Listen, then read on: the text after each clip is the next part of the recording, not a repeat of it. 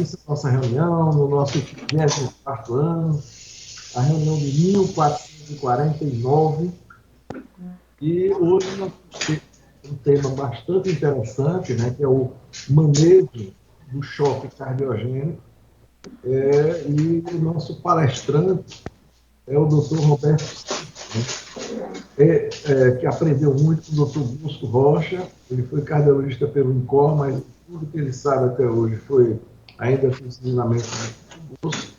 E ele hoje é o coordenador das unidades cardiovasculares intensivas do Hospital São Lucas, aqui da nossa instituição. Então, Roberto, a tela e o microfone é seu. Boa noite. É só para confirmar, doutor Souza, está aparecendo a tela de apresentação? Tá, sim. Perfeito. Boa noite a todos. É um prazer estar na reunião magna. É sempre bom estar junto com todos aqui. E eu acho que só pedir para um pouquinho, para quem não desligou o áudio, dar uma desligadinha, porque senão fica muito ego no fundo.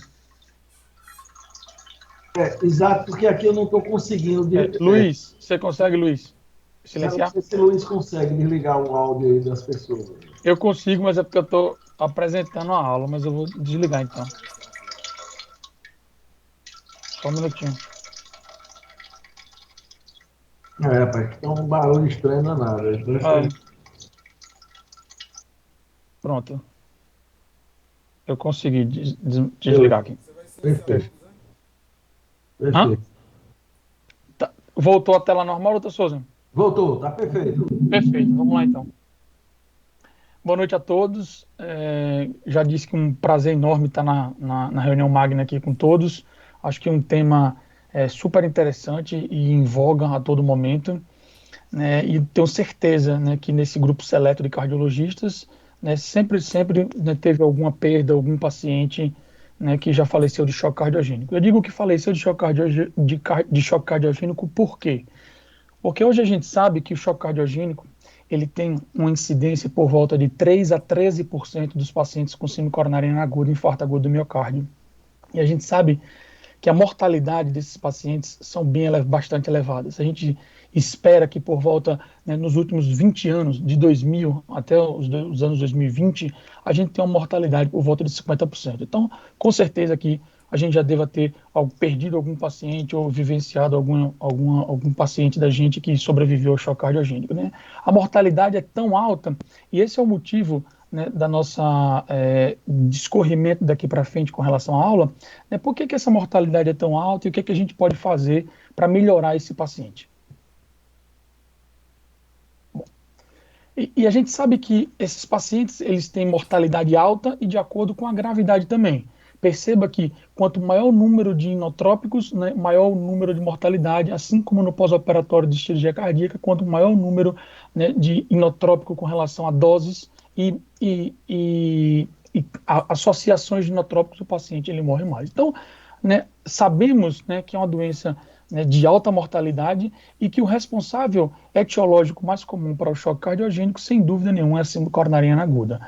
Né, mas, né, existem outras etiologias que comumente a gente se depara, como a própria insuficiência cardíaca crônica agudizada, né, a cardiopatia por estresse, como o Takotsubo, né, complicações mecânicas do infarto, doenças valvares e miocardite. Tá?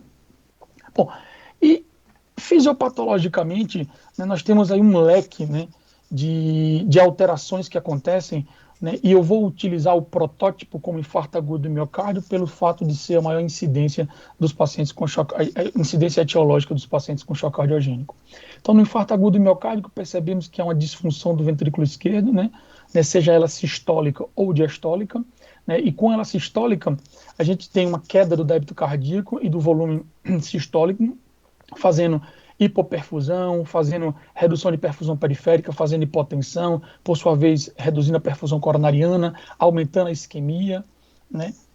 Além disso, esse paciente com disfunção, né, ele faz um estado de CIRS, né, aumenta marcadores inflamatórios, né, aumenta citocinas, né, aumentando mais ainda, né, essa hipoperfusão, essa hipotensão e isquemia, e levando a uma progressão, né, degenerativa aí da disfunção do VE, causando morte, não só a disfunção sistólica, como a disfunção diastólica, com o aumento das pressões de enchimento ventricular, fazendo edema pulmonar, hipoxemia, piorando a isquemia e levando à morte. Veja que há uma, né, complexidade muito grande no termo fisiopatológico do choque cardiogênico. E o mais interessante ainda é que a própria doença ela é atribuída, né, a um alto grau de mortalidade, mas não só a doença, como o que a gente propõe a tratar, ele também traz complicações. Perceba que quando a gente quer melhorar, né, o débito cardíaco e o volume sistólico utilizando inotrópicos ou o suporte mecânico circulatório, ao mesmo tempo que a gente consegue melhorar esse débito, a gente traz algumas complicações, como os inotrópicos aumentando aí radicais livres, né, citocinas, né, piorando as CIRS, a próprio suporte mecânico ventilatório, ele pode, mecânico circulatório, pode piorar as CIRS, pode aumentar a necessidade de transfusão sanguínea com sangramentos, né, e a própria reperfusão, né, que melhora a isquemia, né, naquela via, né, fisiopatológica, também pode trazer malefícios como sangramentos e necessidade de transfusão. Então, imagine que o que leva tudo isso ao final é que o choque cardiogênico se caracteriza como um distúrbio cardíaco, né, que resulta em manifestações clínicas e bioquímicas de hipoperfusão tecidual. E essa ideia geral e esse conceito geral, ele permite uma série de interpretações, o que faz com que o choque cardiogênico ele se torne uma coisa muito heterogênea.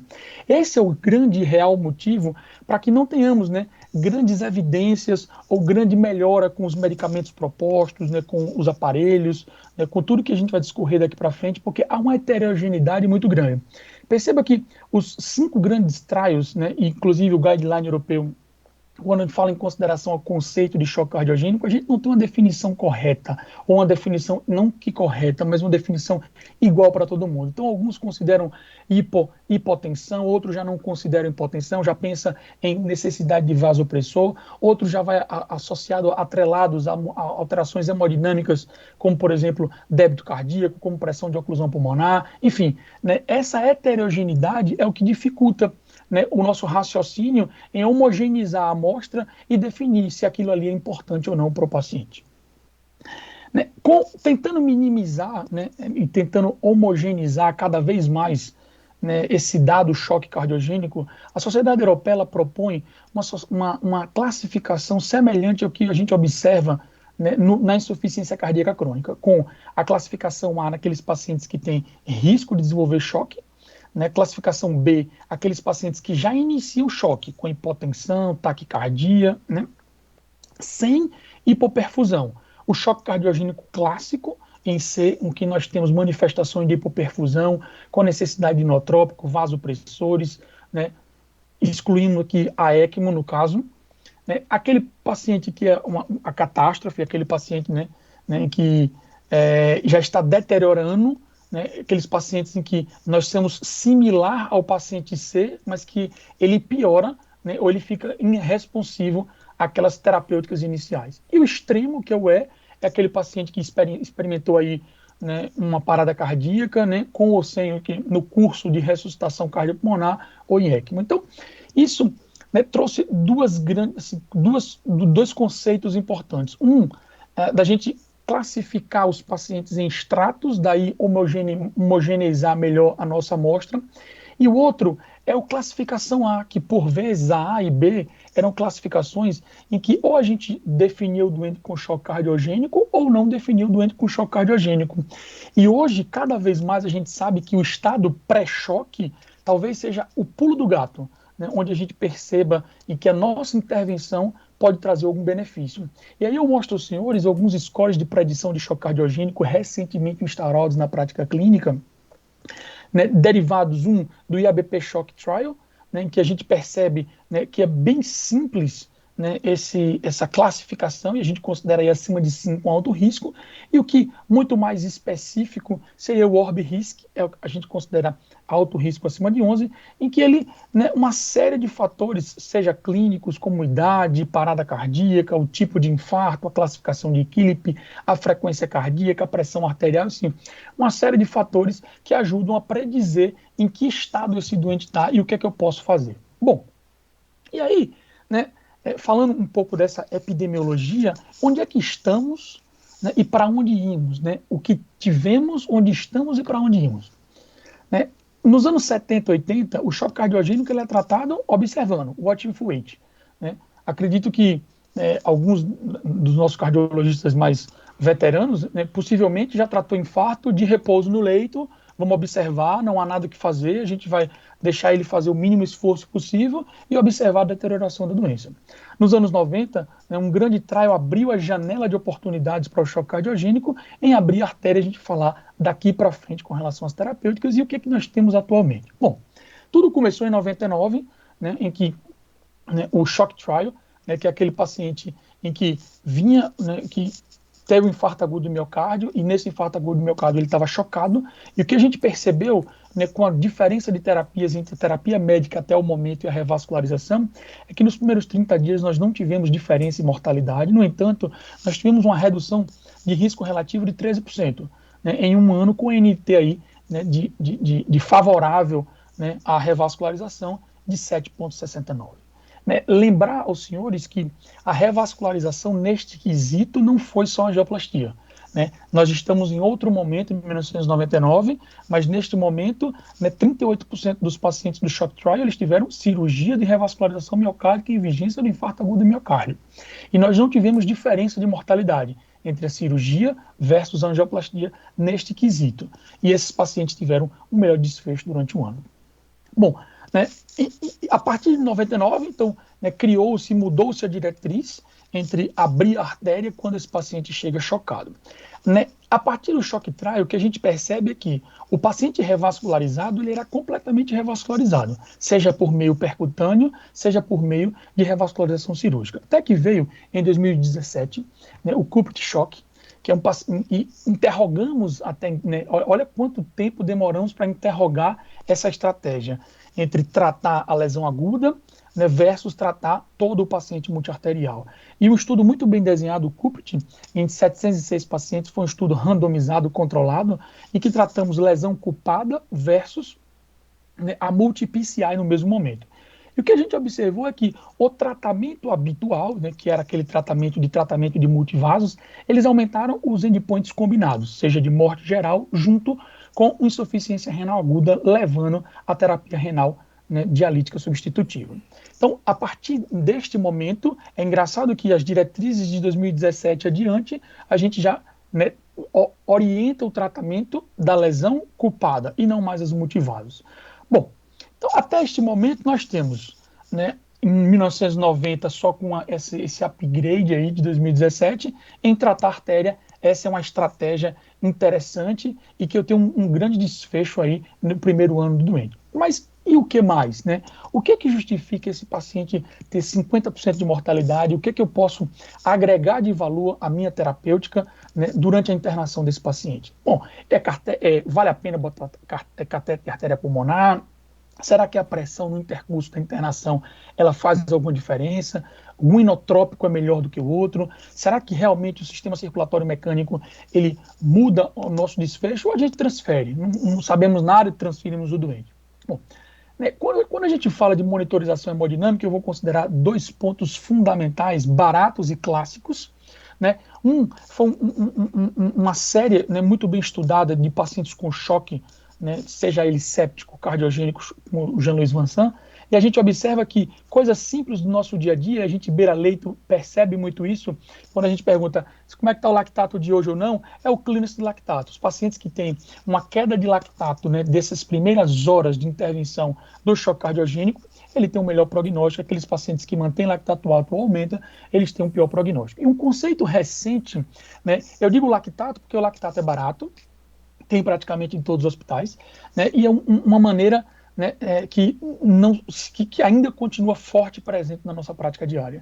Mas, né, uma coisa que atualmente vem muito em voga é o que a gente chama assim, do índice de força cardíaca, né, o Cardiac Power Index. Talvez seja a coisa mais importante de monitorização, né, dos últimos anos. O catéter de artéria pulmonar, ele nem sempre, né, o uso rotineiro tem benefício. A gente já falou isso, né, N vezes. É interessante?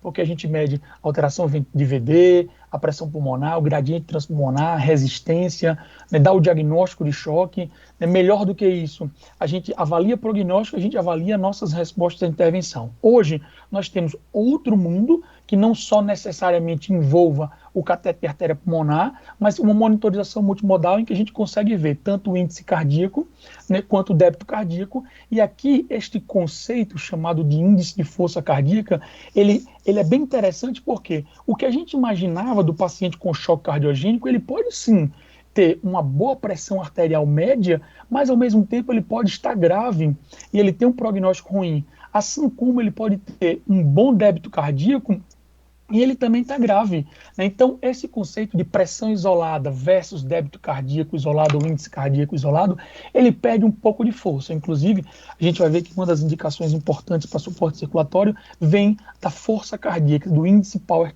né? do Cardiac Power Index. Bem interessante isso.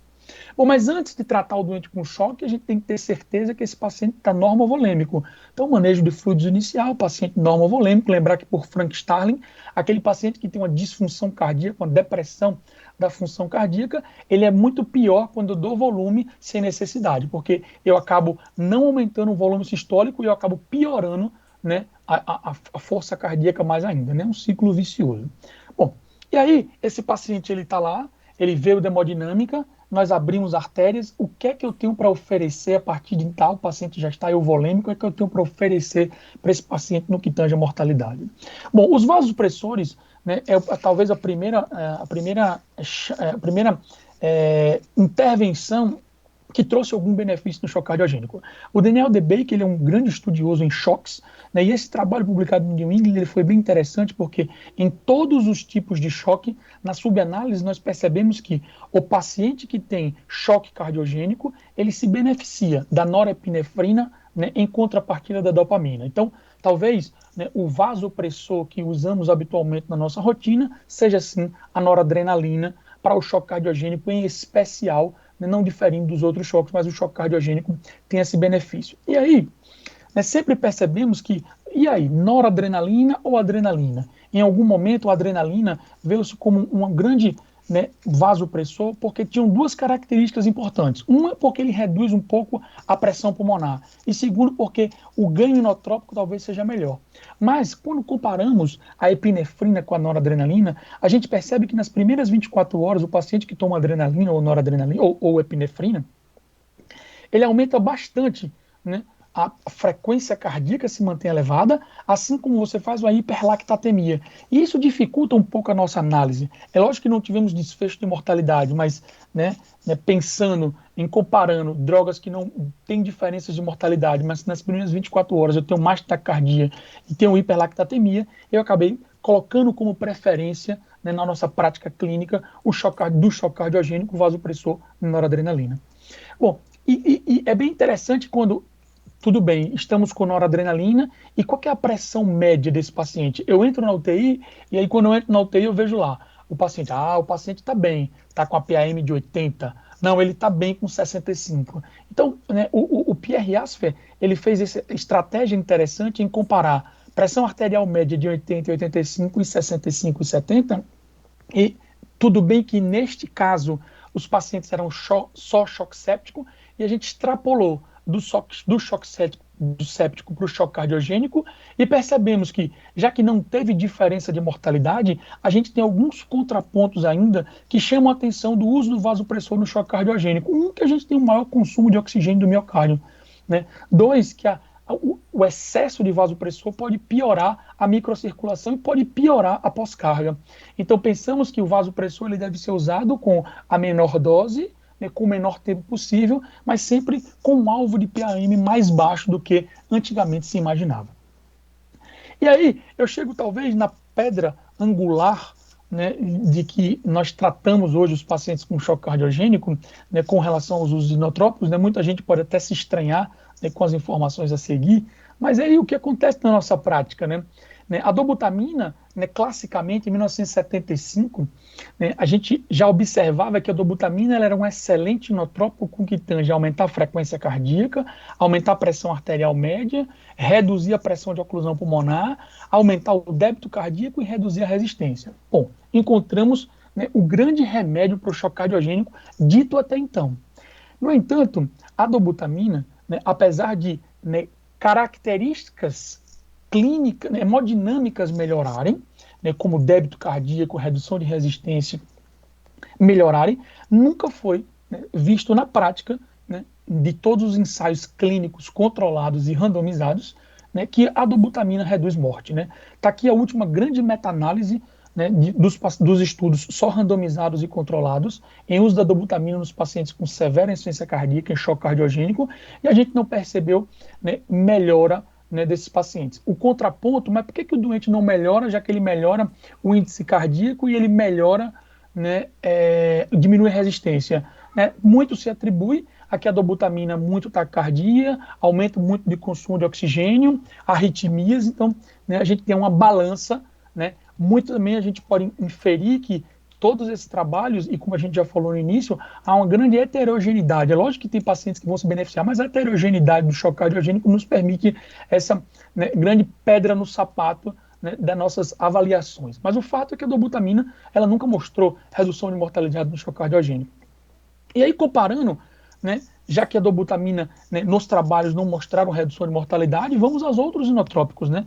E aí, em 2008, né, um trabalho bem pequeno, com 38 pacientes, avaliou o uso do levosimedan, né, versus, né, tanto um sensibilizador do cálcio quanto um inibidor de fosfodiesterase 3, né, pacientes 100% usando dobutamina, até então é a prática clássica da gente, e percebemos que o levosimedan melhorou, houve redução de mortalidade, melhorou a sobrevida. Estudo pequeno, muito pequeno, que não se reproduziu na série de trabalhos para frente com o levosimedan. Então, tanto na síndrome de baixo débito pós-revascularização miocárdica, nós não tivemos, né, desfecho, né, benéfico, né, para a levosimedan, assim como, né, nos pacientes com suporte hemodinâmico com levosimedan, a gente não percebeu diferença com o placebo. Né? Neste momento, né, esse trabalho do Giovanni Landoni é super interessante porque, levando em consideração que a dobutamina não altera a mortalidade, a gente vai iniciar o levosimedan versus o placebo, e eu não tive diferença de levosimedan versus o placebo no que tange a mortalidade. Tá? Né? E recentemente, o último grande trial publicado entre milrinone versus dobutamina, veja que agora a gente pode, né, utilizar, antes a dobutamina era utilizada como condição sine qua non, né, para drogas a mais, agora a gente pode, né, testar ela tete a tete, dobutamina versus milrinone. E o que a gente vê é que não houve também diferença, tanto no desfecho primário, né, composto, quanto de morte por qualquer causa intra-hospitalar. Então, a milrinone foi uma outra droga aí, né, que no choque cardiogênico, comparado à dobutamina, não houve relação mortalidade. Bom, e paramos aqui em inotrópicos, né, que até então eu não vi desfechos de mortalidade, mas eu posso, né, sei que a prática clínica é bem interessante, porque é uma doença de uma alta mortalidade, em que com desfecho fisiopatológico que eu acho que eu mostro interessante, mas que não se reproduz nos ensaios clínicos no que tange a mortalidade. E aí vem o suporte circulatório mecânico, né? É imaginar de que eu tenho um coração artificial, eu tenho mecanismos, né, para melhorar esse débito cardíaco, né, e o mais conhecido da gente na nossa prática sempre foi o balão intraóptico, né, e nos últimos aí 3, 5 anos, né, a gente vê essa gama de dispositivos que cada vez mais, né, se aperfeiçoa, né, seja um suporte de ventrículo direito, seja um suporte de ventrículo esquerdo, né. Nós temos muita experiência aí no nosso serviço, né, com o balão intraóptico. Recentemente nós tivemos aí o primeiro caso com Impella, né, um Impella com 4 litros, né, um Impella CT, né, salvo engano, né, e tivemos assim... CP. Como? Impella CP, CP de pato. É mesmo. O Impella CT, né, que vai a 4 litros, né, um mecanismo super intuitivo, né, só que nos Estados Unidos usa-se muito, né, o Impella de 5 que nós não temos aqui, mas no geral existe uma gama de suporte circulatório.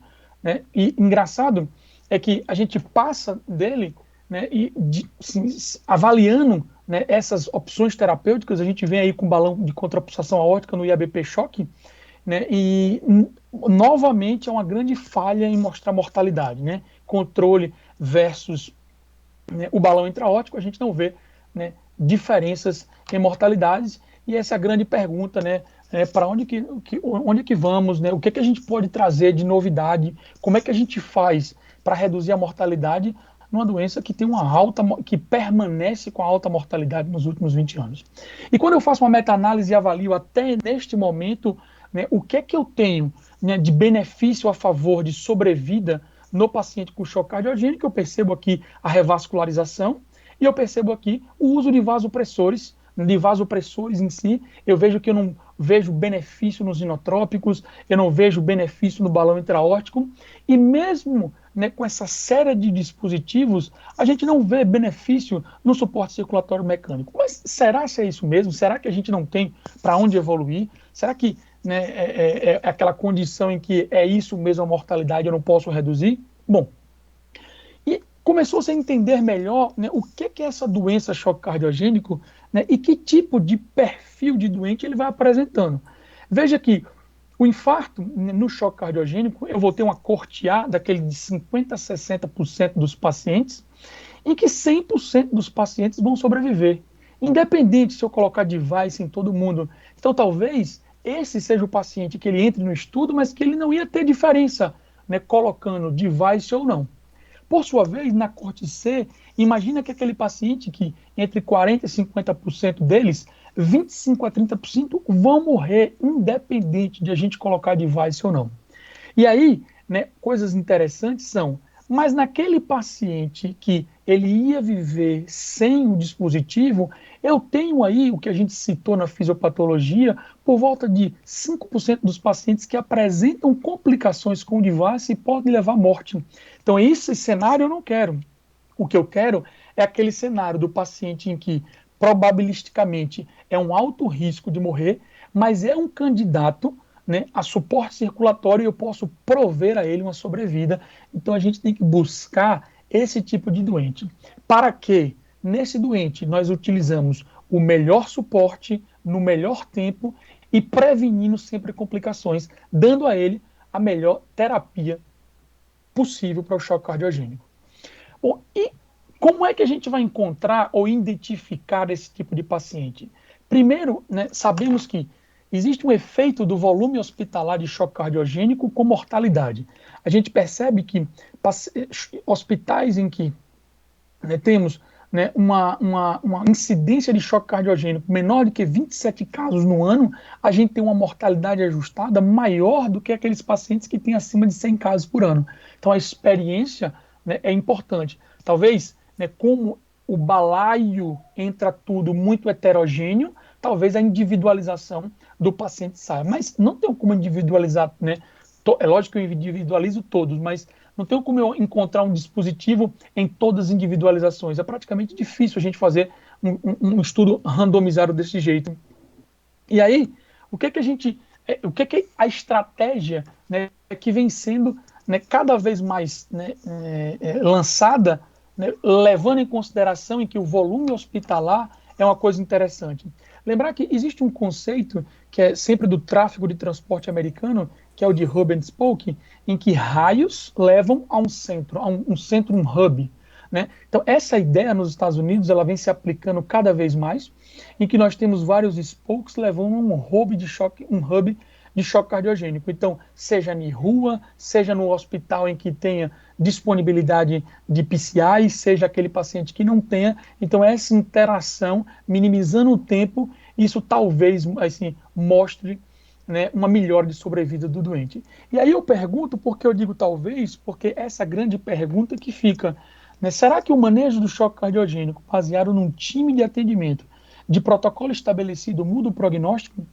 E aí, né, bem recente, o pessoal da Virgínia acabou publicando um trabalho bem interessante, que eu acho que vale a pena todo mundo sempre passar o olho, é que, apesar de ser um estudo observacional, né, a gente percebeu-se que houve uma redução de mortalidade na mesma população prévia e a população adiante, depois que se instaurou, né, esse atendimento baseado em protocolos e protocolos bem definidos que levam, né, levam em conta fatores de risco, levam em conta fatores populacionais e sociais. E eu queria mostrar a vocês o que soma bastante, né, nessa avaliação, além do lactato que a gente chamou a atenção, né, a duração, né, dessa avaliação de pressão dos pacientes com hipotensão e o índice cardíaco e a força cardíaca, né, esse conceito de Cardiac Power Index também chama atenção de importância. A gente separa os doentes em moderado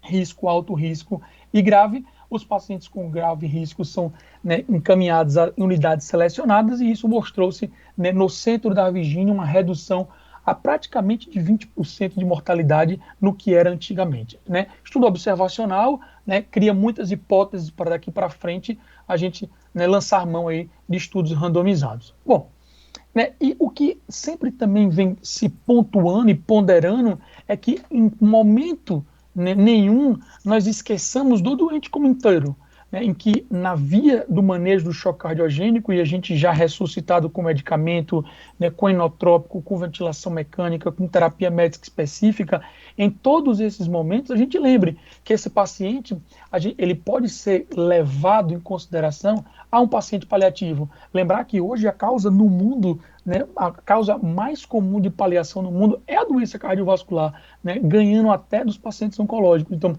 neste momento, a gente pode ter, né, em qualquer via dessa, seja antes da reperfusão, depois da reperfusão, ou já com o dispositivo, encaminhar esse paciente para paliação ou o paciente, né, recuperar. Né? E uma grande revisão, né, uma revisão sobre o estado da arte, né, dos devices, né, de suporte circulatório, a gente percebe que o sucesso do tratamento depende de instituições de medidas precoces, né, evitar o atraso, né, de assistência circulatória. E aí, né, um conceito que difunde-se mundialmente para todas as especialidades da cardiologia, seja doença valvar, seja doença coronariana e agora com doença intensiva no choque cardiogênico, a gente percebe que aqueles pacientes que estão em choque, em que já começaram a ser medicados, em que evoluem com choque refratário ou iniciam a falha orgânica, este é o momento de se sentar, discutir um heart team, né, direcionado ao choque cardiogênico e selecionar o device mais apropriado, seja ele de 0, de 1 até 7 litros, né, qual o momento melhor e qual de melhor device, né, para ser colocado nesse paciente. Né, e estudo não para aí. Né, o que a gente percebe é que, né, temos isso até então, mas nos próximos aí 5, 6 anos nós teremos aí uma enxurrada de tratamentos, uma enxurrada de estudos randomizados e controlados, a fim de elucidar essas nossas dúvidas. Em que momento, né, é melhor, né, o uso do device? Será que o device realmente veio para ficar, para a gente reduzir morte nesses pacientes? Né, porque cada vez mais a gente perde, né, a nossa fé nos inotrópicos com relação ao que tange a mortalidade. Né? Uma coisa certa é que teremos aí, né, muitas novidades para frente e eu tenho algumas mensagens, né, interessantes em que a mortalidade de choque cardiogênico ela permanece alta, mesmo com os avanços, né, dos cuidados cardíacos nos últimos 20 anos. Né? Tempo é músculo, né, então reperfunda. Né, isso aí é uma evidência que mostrou, né, melhora da sobrevida. Né, a monitorização hemodinâmica é fundamental, né, para o aumento da força cardíaca, a redução do lactato periférico e essa melhora de perfusão coronariana versus aí a redução do trabalho miocárdico. E nós temos que, assim, desenvolver processos padronizados de atendimento e equipe multidisciplinar, né, aqueles centros e equipe de choque, para que esse paciente tenha um melhor desfecho. Né? Nós, né, nesse último ano, e acredito que nos próximos anos, né, nós estamos aí trabalhando arduamente para nos tornarmos aí, quem sabe, uma referência desses pacientes de choque cardiogênico, né, com evolução para devices e trazer um melhor, né, redução de morte, uma melhor sobrevida aos pacientes, né, do nosso hospital. Eu acho que era isso, né, esse painel aí geral do que temos. Né, acho que é isso aí que eu tenho para dizer. Muito obrigado aí a todos.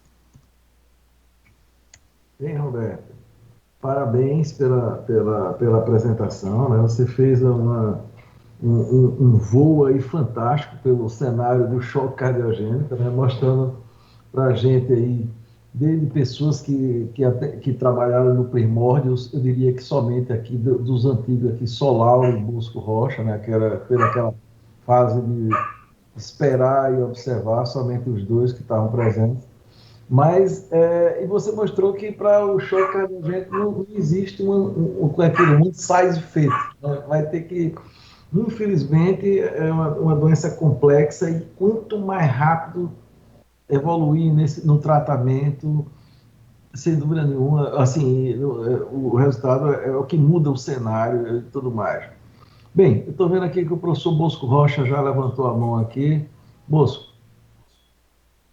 Roberto, excelente aula. Você falou tudo e um pouco mais, falou tudo. Eu queria fazer apenas um comentário. Você sabe que o paciente com choque cardiogênico é aquele paciente mais grave, ou seja, ele é um TIA arterial habitualmente, ou é um paciente com cicatriz miocárdica prévia. Nós estamos falando de choque cardiogênico no infarto do miocárdio. No final dos anos 60, com a criação das UTIs e a monitorização do ritmo cardíaco, a mortalidade no infarto agudo do miocárdio foi reduzida em 4 vezes. Né? 4 vezes, no final dos anos 60. O outro grande pulo na redução de mortalidade foi exatamente com a abertura precoce da artéria, seja com trombólise ou seja com angioplastia. Naquela época inicial dos anos 60, quando se reduziu mortalidade com o controle das arritmias em 4 vezes, a mortalidade por choque cardiogênico era muito alta, como você disse, em torno de 80%. Veio o estudo de choque e aí conseguiu-se reduzir essa mortalidade para 40%, sobrevivência de 40% a 50%. Mas a mortalidade é muito alta ainda, continua muito alta. E tudo que se faz, que se fazia há muito tempo, continuaria a se fazer e a mortalidade não tem caído. Realmente há uma necessidade, parece, de um heart team para se escolher o momento ideal e o paciente ideal para escolher aquele aparelho, aquele suporte mecânico para poder salvar esse camarada. Né? Que é um grupo, como você falou, entre 15% a 25%, 15% a 30%, que é o grupo que vai se beneficiar de um suporte mecânico. Então, realmente, a luta continua e Heart Team, nós temos Heart Team agora para tudo. Tudo tem Heart Team e aí é um caso específico para Heart Team. Ok? Então, eu acho que o grande problema agora é a gente identificar aquele indivíduo de risco e na fase inicial atuar e qual vai ser o aparelho e que paciente eu poderei utilizar o suporte mecânico. Eu acho que é exatamente isso. Perfeito, doutor Bosco. Comentário totalmente pertinente e eu acho que essa ideia é o que a gente vem usando na nossa prática é tentar colocar aqueles riscos, aquela avaliação de risco em estados dito pré-choque, para a gente identificar qual que é o paciente que terá benefício com suporte circulatório mecânico ou não. Acho que assim, é perfeito, comentário excelente. Roberto, só um minutinho mais, viu, Souza? Eu queria ler o seguinte, eu estou no hospital há muito tempo, continuo no hospital, e com o professor Zé Augusto Barreto, não é Guto não, é o pai de Zé Augusto, professor Zé Augusto Barreto. Nas nossas reuniões de UTI, que eu dirigia na época, que eu queria lembrar também, que a reunião da UTI é a reunião mais antiga do hospital. Não é essa não, é da UTI, viu? Eu sou fundador dela também, dirijo até hoje. E o professor Zé Augusto Barreto tem a história do desafio de líquidos. Se você for ler choque cardiogênico hoje, você vai ver lá o termo ainda, desafio de líquido. Você só não pode errar na reposição de volume exatamente naquilo que você falou. Você não pode dar volume em quem está encharcado. Mas desafio de líquido deve ser uma indicação ainda classe 1, respeitando a hipervolemia, claro. Ok? O Bosco, diga aí. Considerando ainda naquele tempo, repare bem, Heart Team é um termo recente, né? Mas junto à médica, o professor Zé Augusto já fazia isso há muito tempo e não deixava de ser um Heart Team, né? Então, vale a pena sempre lembrar disso.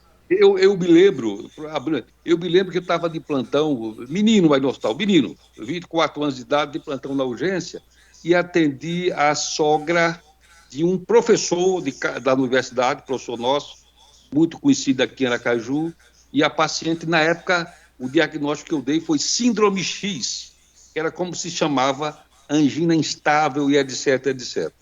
E o professor José Augusto foi chamado para opinar e ele convidou mais 2 colegas para formar uma junta médica para analisar aquele quadro que eu tinha diagnosticado. Exatamente. Então, junta médica, que é o time atual, existe desde quando existe a medicina. Exatamente. E doutor Zé Augusto era mestre em convocar a junta médica. Lembre disso, né? Guto aí viu lá mais Eu isso muito, né? Concordo plenamente com o Bosco. Era exatamente isso. Bem, então, professor Vitor, vale. Boa noite aí a todos. Roberto, parabéns pela aula, foi excelente, aí fez uma revisão boa. Eu estou com o doutor Bosco, assim, a mortalidade vai ser muito alta e eu acredito que isso não vai ter como ser reduzido, né, a não ser que a gente reduza o número de infartos na população com prevenção primária ou secundária, né? Só dar um dado de experiência própria, assim, só para saber da magnitude de um choque cardiogênico, independente de uma revascularização. Eu já devo ter tratado, assim, uns 5 a 6 troncos fechados, né, que talvez seja o pior tipo de infarto possível, a pessoa chegar com um tronco fechado na sala de hemodinâmica, né, com infarto agudo, com supra. E, assim, alguns desses foram tratados muito rapidamente, com menos de 1 hora e meia do início dos sintomas, certo? Tiveram uma reperfusão muito rápida, saíram de sala, mas não saíram do hospital, né? Então, vejam só o que uma artéria ocluída faz, né? Pelo menor tempo, por menor que seja o tempo que ficou ocluída, né? Ela desencadeia uma cascata aí de citocinas inflamatórias e o paciente entra num círculo vicioso ali de vasodilatação, de queda no débito cardíaco. Isso vai se perpetuando mesmo já com a artéria aberta num tempo relativamente rápido, né? 1 hora, 2 horas ali de abertura da artéria do início dos sintomas. Então, assim, não é só abrir a artéria, né, mas tem que dar tempo para o coração respirar, para aquele miocárdio hibernante recuperar, aquele miocárdio atordoado, na verdade, né, recuperar. E é para isso que serve as terapias de assistência circulatória, né, como ponte para a recuperação, né? O paciente não é um tratamento final, né, Roberto? O paciente não vai ficar com balão, nem com impela ali e depois vai para casa. É só um tempo para se recuperar, né? E essa recuperação, ao mesmo tempo que dura alguns dias a semanas, né? É justamente nesses dias a semanas entubado que o paciente contrai uma infecção, um distúrbio hidroeletrolítico, entra em hemodiálise e aí começa a disfunção de múltiplos órgãos e sistemas, né? Então, assim, eu acho que esse desafio vai ser muito complexo de se tratar, de reduzir essa mortalidade mais ainda, né? E espero que exista algum avanço a mais aí no inotropismo, na vasodilatação, né? Alguma fórmula mágica aí, ou alguma droga mágica que consiga melhorar as coisas sem tantos efeitos colaterais. Vitor, realmente a mortalidade é alta, vai ser alta, né, mas eu acho que talvez cria-se uma luz no fim do túnel, né, com relação ao suporte circulatório, talvez encontrar o doente ideal para aquilo, exatamente isso, esfriar o coração, que ele melhorar. Mas o interessante saber é que tem pacientes em que não adianta a gente fazer isso, que esse paciente ele vai morrer de qualquer jeito. Assim como tem pacientes que não precisam e que o suporte circulatório pode aumentar o risco de mortalidade. Então, essa dificuldade, né, acho que assim, ela sempre vai existir e a gente vai lidando com essa no dia a dia. Espero que a gente aí, né, se torne aí um grande centro, né, de referência, né, para cada vez mais, né, ajudar, né, a nossa população. Perfeito. Zé Alô. Opa. Roberto, parabéns aí pela excelente aula, né? Acho que você abordou todos os tópicos mais importantes do choque, né? E vocês tocaram num assunto interessante que no registro VICTIM, se eu pegasse os pacientes que não foram incluídos no VICTIM do São Lucas, eu digo do São Lucas que eu pude acompanhar mais de perto, alguns doentes que a gente não conseguiu alocar no registro foi porque não deu nem tempo de eles assinarem o consentimento livre esclarecido e nem de responder essas perguntas. Talvez a mortalidade nossa fosse até maior do que o do SUS. E isso é visto nos registros. Os grandes infartos chegam muito rápido e chegam...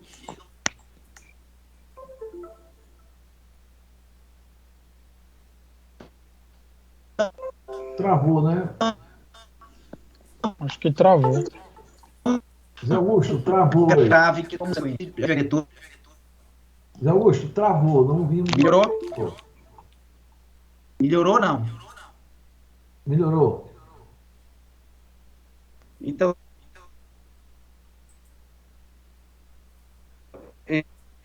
melhorou, destravou ou não? Tá Travou ruim agora. ainda. Agora acho que vai. Vai lá. Travou? Ok, tá bom, tá bem. Tá, então eu estava falando desses doentes que chegam muito rápido, como o Vitor falou, que vão para a hemodinâmica já em franco choque cardiogênico e a gente praticamente não conseguiu tirar nenhum. Esses doentes, eles nem chegaram a serem alocados no VIC, né? Então, eu vendo vendo a sua apresentação, eu não sou muito animado na intervenção depois que o cara já está em estágios C, D e E, pelo que você colocou aí, não. Para mim, pode ser até que venha um suporte circulatório, pode ser até que venha um inotrópico, pode ser até que venha alguma intervenção celular aí no futuro. Pode, isso a gente tem que estar aberto. Mas eu acho que talvez a grande filosofia, e aí eu estou muito com a experiência da sepsis, pense sepsis, então pense em pré-choque. Eu acho que talvez a grande revolução, se a gente quiser, a gente não vai ter muito como medir isso, mas o que eu acho que a gente está fazendo no choque cardiogênico é dando diagnóstico muito tardiamente. Então, talvez a gente vai ter marcador precoce de disfunção celular, marcador precoce de instabilidade hemodinâmica, e aí sim essas terapêuticas nessa fase preliminar, antes da gente ter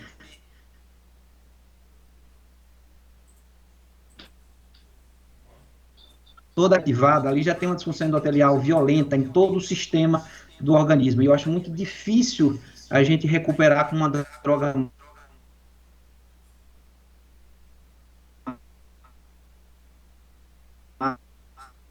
mágica, ou quando surgiu a norepinefrina, a noradrenalina, isso foi uma revolução, porque o cara estava com 5 ou 4 de pressão e você deixava a pressão em 100 de sistólica, e aquilo achava que tinha resolvido o ponto. Era uma ressuscitação hemodinâmica importante, e nada mudou, como você mostrou. Os inotrópicos e vasopressores praticamente não tiveram um papel importante nessa história natural. Então, eu acho que vocês aí da terapia que estão capitaneando, estão liderando isso, eu acho que essa questão de ver o doente, realmente classificar todos os dias, de 6 em 6 horas, de 12 em 12 horas, um indivíduo de risco de choque, sinal amarelo para esse doente e agir de forma bastante intensiva, penso eu, é um chute, penso eu, isso que talvez a gente reduza de fato a mortalidade desses doentes mais graves. Na fase que a gente está dando diagnóstico, eu penso que já tá todo o processo instalado e toda a cascata, e é difícil você reverter isso aí. Parabéns pela aula, pelos insights que você trouxe para a gente, pelas perspectivas de e melhoria assistencial que você e o grupo aí tem trazido para a instituição. Perfeito. Eu acho que essa luz amarela, Zé Augusto, tem que começar na urgência, né? Eles têm que ficar antenados na terapia intensiva, mas na urgência, eu acho que tem que estar uma integração muito grande para ter essa percepção aí que você acabou de chamar a atenção.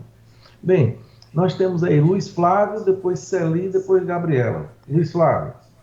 E tem Laura também. Boa noite, Roberto. Excelente aula.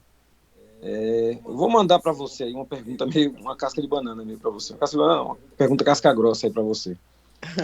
Em relação a esses trabalhos aí de que a dobuta não reduz mortalidade, todo mundo que assistiu, a gente ficou meio encucado com isso. Porque o que a gente vê na prática? O paciente que realmente ele precisa de dobuta, é um paciente que está com hipotensão, com lactato elevado, baixa de diurese, alteração de sensório, todos aqueles sinais de hipoperfusão, a gente vê que ele não sai sem dobuta, né? E muitas vezes é o contrário, às vezes você desliga a dobuta, você tem que voltar, porque senão ele para, né? Ele para, entra em insuficiência renal.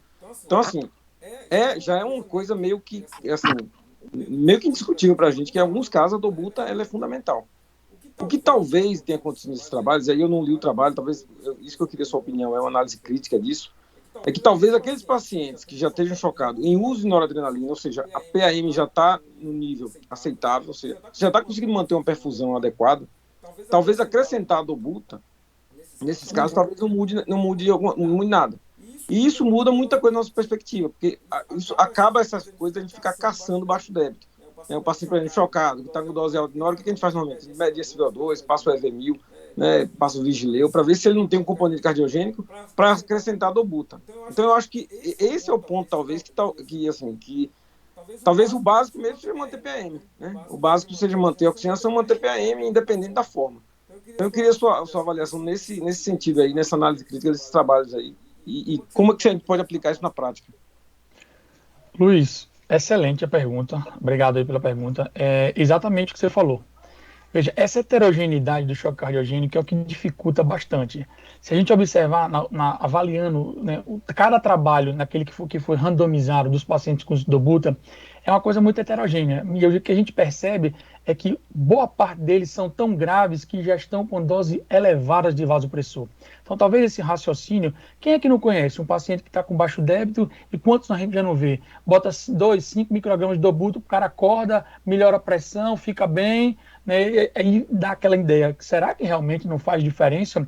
Mas no choque cardiogênico em si, quando a gente põe um montante, daí talvez a importância da gente tentar homogeneizar cada grupo, e talvez esse paciente que você diz que ele melhora com a dobutinha, ele talvez ele não esteja na classe C, ele esteja na classe B. Então, talvez na classe B a gente tenha uma melhora, entende? Então, essa é a perspectiva de análise, né? Que é grande heterogêneo, mas eu acredito e concordo com você.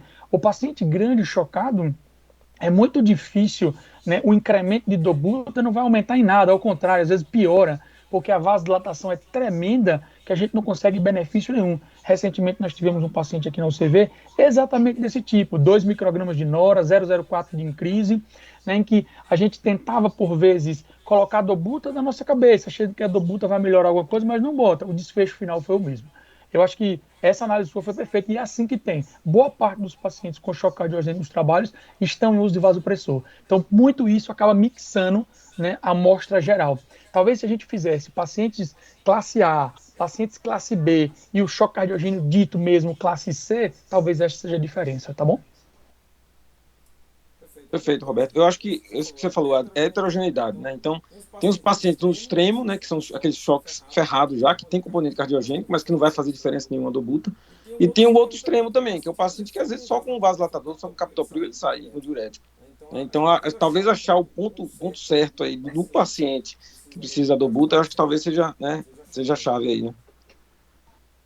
Verdade. Perfeito. Celi. Roberto, parabéns pela sua apresentação. Assim, não me admiro de que tenha sido assim bem esclarecedora e bem de beira de leito, de experiência, tá? Eu fico assim feliz porque eu estava lembrando do Shock Trial, uma das primeiras publicações foi em 1999. Eu me lembro bem porque, na verdade, eu sou já de uma geração que vem, né? Já tem um tempinho, e sempre militei em terapia intensiva, 30 anos de terapia intensiva, inclusive mudando o formato das terapias intensivas, inclusive para cardiológica, e diferenciando e lutando para que a gente veja assim, tipo construindo conhecimento mesmo. Então, nós vimos a mudança quando entrou a revascularização nos pacientes chocados, e a revascularização, quanto mais rápida, né, mais precoce, no momento com a determinação adequada, no princípio não mostrou diferença de mortalidade, mas com 6 meses, aqueles que saíram mostrou uma diferença. Então, foi o primeiro grande pulo. Então, você chamou a atenção da intervenção e observação no momento certo. Então, outro dado fundamental que eu acho, isso para que todo o terapia intensiva que está à beira do leito, é o que, acho, não sei se foi o Augusto chamou a atenção, do quanto você mesmo, do quanto é necessário você fazer o segmento, né? Fazer o segmento, estar atento no momento certo, você classificar o paciente. Então, você tem a condição de classificar. E isso não depende de um indivíduo na unidade, depende de todo o treinamento da equipe. Porque talvez essa seja a diferença de aqueles casos que tem muitos casos da referência, trazer um treinamento maior e habilidade da seleção.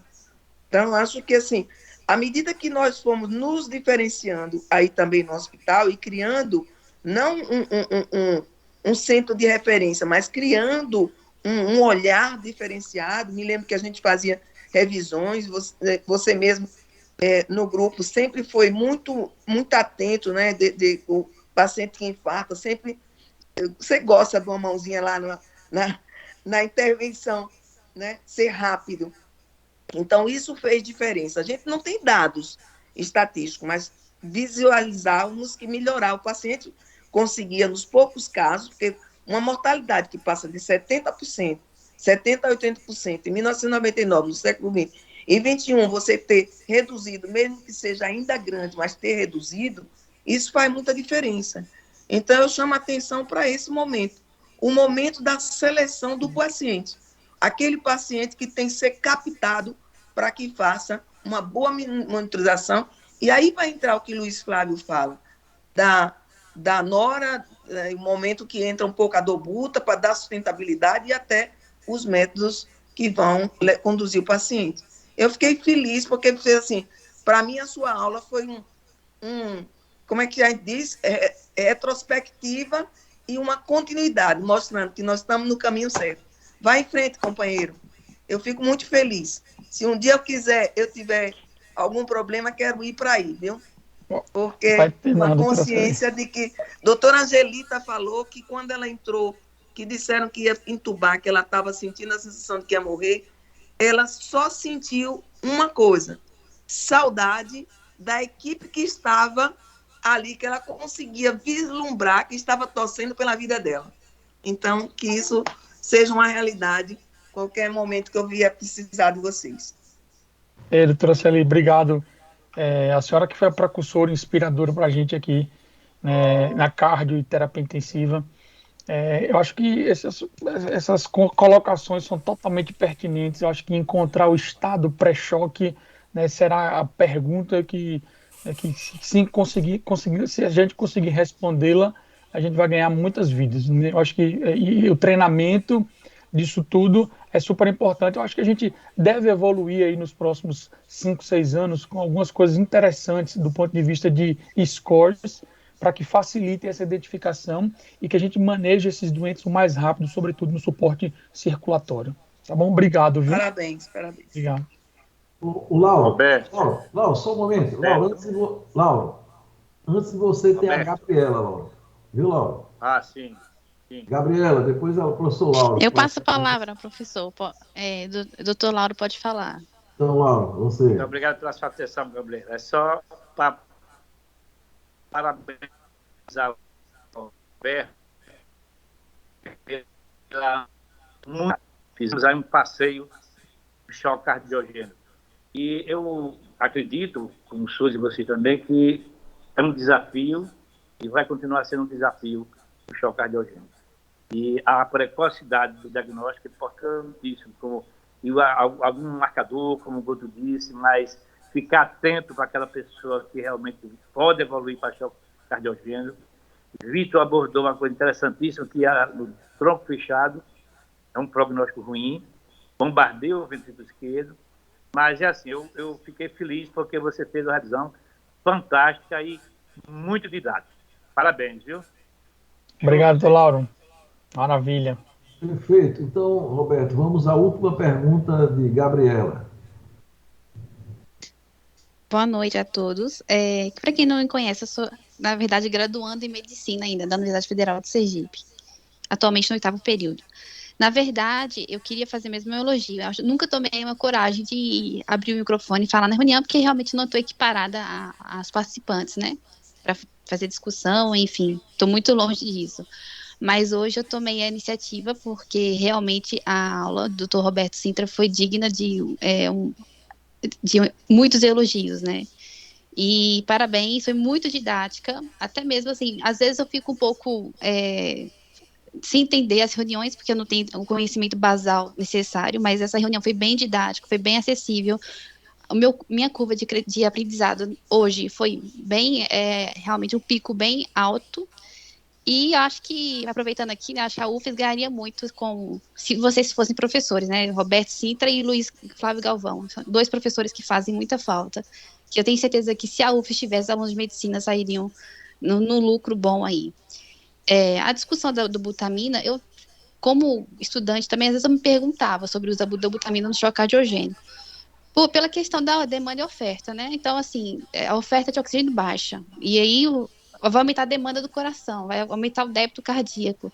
Eu acho que num choque mais tardio, que tá o lactato mais alto, tem uma sofrência, uma injúria miocárdica maior, talvez a dobutamina seja pior mesmo nesse sentido, no meu raciocínio, né? Porque justamente por essa questão desse desbalanço grande de demanda e oferta. Talvez os estudos tenham ido nessa direção, mas realmente acho que uma das drogas mais, junto com a dobutamina, né?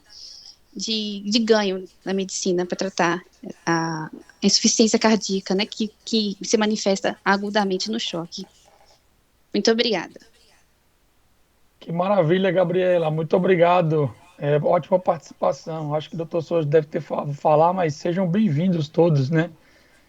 Quem sabe um dia aí estaremos juntos aí. É só o doutor Souza chamar a gente, sabe? É que ele às vezes não deixa. Mas obrigado. Só para complementar, é justamente isso, viu, Gabriela? Você falou num ponto assim importante, porque essa é a pedra angular também. A dobutamina, que por sua vez aumenta débito cardíaco e reduz resistência periférica, ao mesmo tempo a dobutamina ela aumenta o consumo de oxigênio, porque ela faz taquicardia, faz arritmia. Né? Quem já manejou beiraleuto nos pacientes, a gente percebe que põe dobutamina, o paciente faz taquicardia, faz fibrilação atrial de alta resposta, aí acaba piorando o débito, é assim uma cascata. É realmente muito difícil esse caso, viu? Obrigado aí pelos comentários e seja sempre bem-vinda, né, doutor Souza? Parabéns, Gabriela, pela pergunta. Ela é uma assídua participante das nossas reuniões, né? Então trabalha com a gente, já com Joselina e comigo também, em programas do PIBIC, e sem dúvida nenhuma, eu acho que sempre é um incentivo grande para a gente ter pessoas interessadas nessa visão.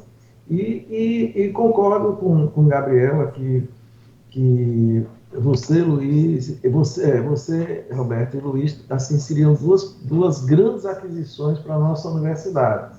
Né? Então, estamos sempre de braço aberto, né, Laura? Porque logo eu, Joselino, nós estamos já passando, porque eu recebi o bastão de professor Zé Augusto, de professor Henrique, e aí já tem aí Joselino e Zé Augusto, mas logo a gente vai ter que passar o bastão aí para alguém, e sem dúvida nenhuma, você, Luiz, Milena e tantas outras pessoas aí têm um potencial muito grande aí de enriquecer a nossa universidade. A gente quer que tenha essa continuidade mesmo. Né? E outra coisa, é muito importante, né, Laura, você vê essa reunião, Roberto, mostre, você vê todo esse expertise, realmente foi uma noite de grande aprendizado para todo mundo. Fantástico. Né? Fantástico, realmente, ele não só mostrou, assim, uma revisão muito boa, que qualquer um poderia eventualmente fazer, mas mostrou conhecimento, quer dizer, é diferente de você falar do que os outros fazem, falar do que você faz, né? Então, eu acho que você tem todo o mérito, vocês estão fazendo realmente, sem dúvida nenhuma, que a nossa unidade de terapia intensiva, a unidade UCV, passa a ter um destaque muito grande, e tudo vai pela ciência, pela pesquisa, pelo o ajuste, né? Você está vendo aí, você mostrou isso, quer dizer, é uma doença muito complexa, e a gente sabe que quanto mais cedo chegar nela, melhor, mais chance de ganhar. Você mostrou isso aí.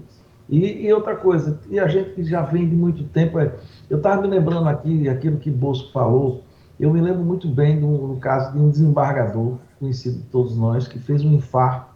Naquela época a gente não fazia, quem era que ia meter um catéter numa pessoa infartada, num infarto agudo do miocárdio? Não existia isso. não existia trombolítica. Trombolítica, eu e Bosco fomos para São Paulo, Bosco fez o primeiro, eu fiz o segundo, e nós saímos fazendo aí.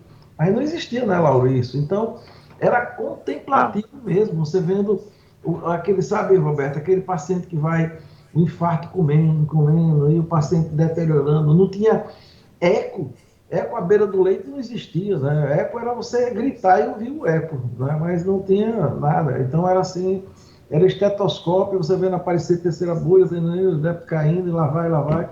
E era isso que a gente fazia. Hoje em dia já se tem um avanço fantástico, né? Mesmo com as limitações, mas já se avançou muito. Ô Souza, e quem tivesse um balão intraórtico, era uma grande esperança, né? Isso. Não, eu me lembro os ganhos, eu levo o Zimedan quando apareceu, era a droga, né? A droga, agora nós temos uma droga. E depois você mostrou tudo isso aí num cenário perfeito, né? Tudo mais. Perfeito. Bem, Roberto, então, parabéns mais uma vez e, assim, venha mais, quer dizer, eu sei que você já é um assíduo participando das nossas reuniões, mas venha também para fazer a apresentação, porque, sem dúvida nenhuma, você mostrou aí todo o seu didatismo e expertise, né, no quadro, e lucramos muito, sem dúvida nenhuma.